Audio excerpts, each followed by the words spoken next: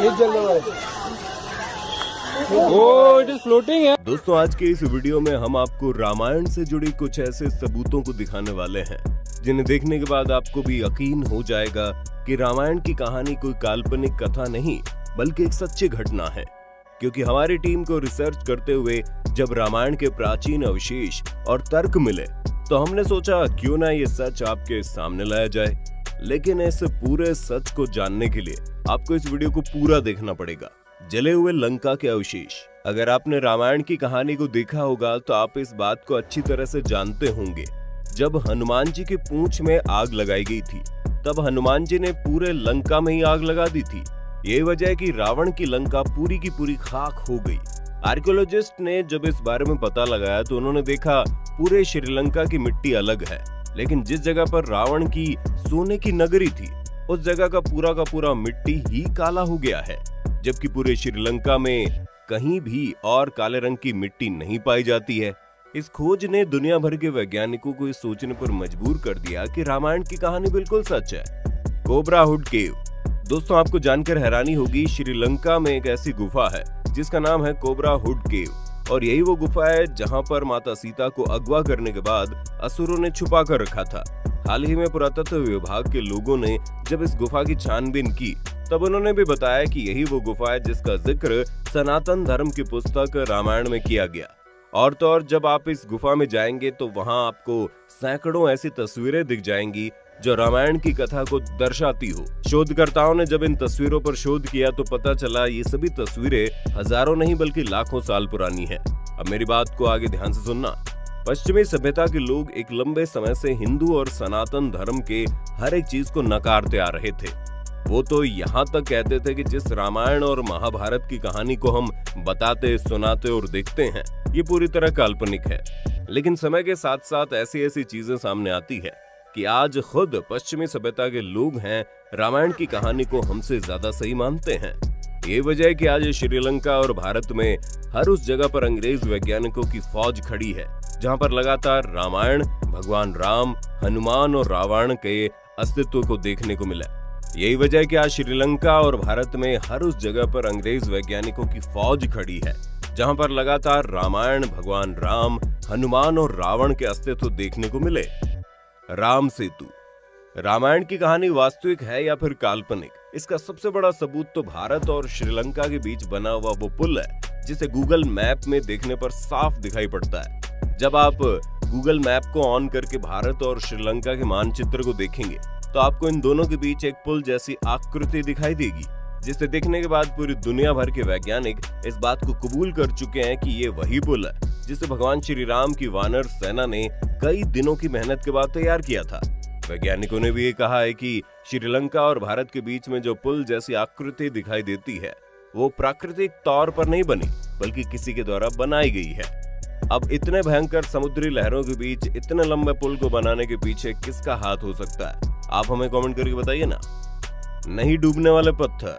रामायण की कहानी के उन दो कैरेक्टर के बारे में आप जरूर जानते होंगे जिनका नाम नल और नील है, जिनके द्वारा फेंका गया पत्थर पानी में डूबता ही नहीं था बल्कि तैरने लगता था। हैरानी की बात तो यह है कि वो तैरने वाले पत्थर पूरी दुनिया में कहीं और नहीं पाए जाते बल्कि सिर्फ और सिर्फ उसी जगह पर पाए जाते हैं जहां पर भारत और श्रीलंका के लिए पुल को तैयार किया गया। अगर इस तरह के पत्थर कहीं वास्तव में मौजूद होते तो वो दुनिया के और भी कोने में होने चाहिए थे, लेकिन हैरतअंगेज तरीके से तैरने वाले पत्थरों की मौजूदगी पूरी दुनिया में सिर्फ और सिर्फ भारत और श्रीलंका के समुद्री किनारों पर मिलते हैं जहां पर भगवान श्री राम ने पुल बनाने की शुरुआत की थी। कुछ शोधकर्ताओं का कहना है कि उस पत्थर के अंदर कुछ ऐसे तत्व पाए जाते हैं जिसकी वजह से जो पत्थर पानी के भीतर नहीं डूबते हैं। अगर ऐसी बात है तो आज से न जाने कितने साल पहले श्री राम की वानर सेना को इस बात का पता कैसे चला कि खास तरह के पत्थर पानी में नहीं डूबते।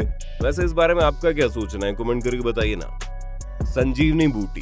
दोस्तों, ये तो आप सभी जानते हैं कि युद्ध के दौरान लक्ष्मण जी घायल हो गए थे और उन्हें बचाने के लिए हनुमान जी को संजीवनी बूटी लाने का आदेश दिया गया। संजीवनी बूटी पूरी दुनिया में सिर्फ और सिर्फ एक ही जगह पाई जाती थी, वो है हिमालय का द्रोणागिरी पर्वत।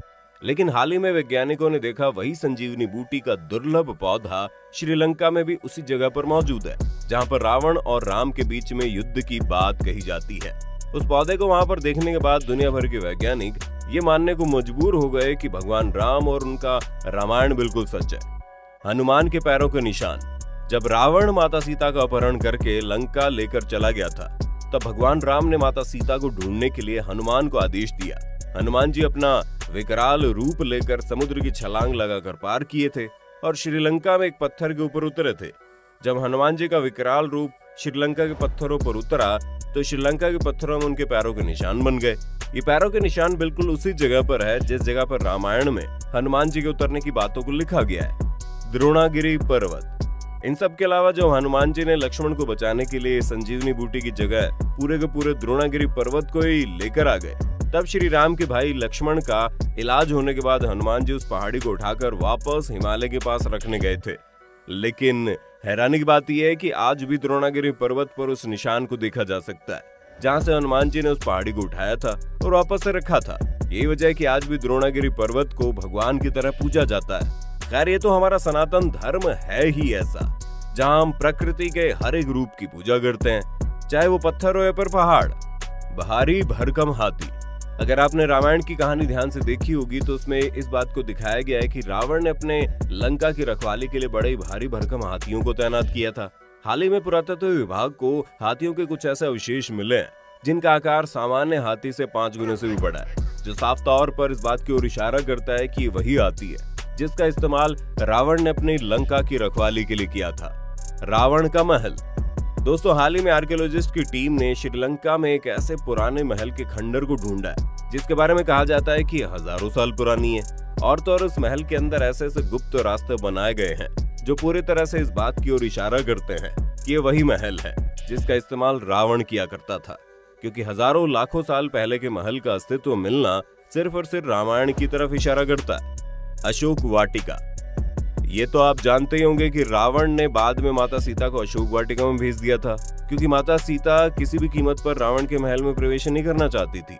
लेकिन हैरानी की बात तो यह है कि हजारों साल पुरानी इस जगह को आज भी श्रीलंका में सुरक्षित रखा गया है और तो और आज भी वहां के लोग इसे अशोक वाटिका के नाम से ही जानते हैं। अगर कोई भी बात काल्पनिक होती तो इस तरह के किसी स्थान को सुरक्षित नहीं रखा जाता। श्रीलंका का अशोक वाटिका इस बात को साबित करता है कि रामायण की कहानी में जो कुछ भी दिखाया गया है वो पहले हो चुका है। रामलिंगम। भगवान राम ने जब रावण का वध किया था तो उन्हें पश्चाताप करना पड़ा था, क्योंकि भगवान श्री राम के हाथों एक ब्राह्मण का कत्ल हो गया, क्योंकि रावण एक ब्राह्मण था।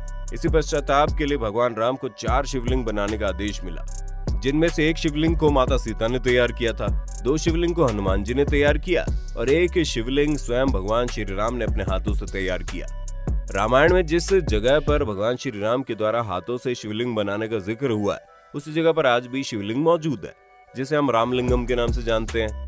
आप किसी भी वक्त उस मंदिर में जाकर भगवान श्री राम के द्वारा बनाए गए शिवलिंग का दर्शन कर सकते हैं। इस सब के अलावा आप ये जानते हैं कि माता सीता के पिताजी का नाम राजा जनक था। अगर आप नेपाल जाएंगे तो वहाँ पर भी आपको जनक की नगरी जनकपुरी दिख जाएगी। वहाँ पर आपको राजा जनक का किला भी देखने को मिलेगा और माता सीता का एक मंदिर जिसे जानकी मंदिर के नाम से जाना जाता है। दोस्तों, आज एक नहीं बल्कि हजारों ऐसे सबूत मौजूद है जो इस बात को पक्का करता है कि रामायण कोई कहानी नहीं बल्कि अतीत में बीती एक सच्ची घटना है। दोस्तों, एक बात तो साफ है, पश्चिमी सभ्यता है कि कुछ लोग हर वक्त भारत और सनातन धर्म के खिलाफ बोलते रहते हैं, चाहे भारत के वेदों की ही हो बात, भारत की योगा की हो या फिर भारत से जुड़ी हुई कोई भी सांस्कृतिक या पौराणिक बात हो। पहले वो लोग विरोध करते थे, लेकिन अंत में उन्हें मजबूरन सनातन धर्म के हर बात को स्वीकार करना पड़ा, क्योंकि सनातन धर्म के वेदों में या फिर पुराणों में जिन भी बात का जिक्र किया गया वो काल्पनिक नहीं है बल्कि वास्तविक है। यही वजह है कि सैकड़ों बार नकारने के बावजूद भी दुनिया भर के वैज्ञानिकों को ये मानना पड़ता है कि रामायण की घटनाएं वास्तव में हो चुकी है। दोस्तों, ये वीडियो आपको कैसे लगी कमेंट करके बताना। वीडियो अच्छी लगी तो लाइक कीजिए। ऐसी वीडियोस को देखने के लिए हमारे चैनल को सब्सक्राइब करके बेल आइकन ऑन कर देना, क्योंकि हम हर रोज ऐसे ही इंफॉर्मेटिव वीडियोस लाते रहते हैं।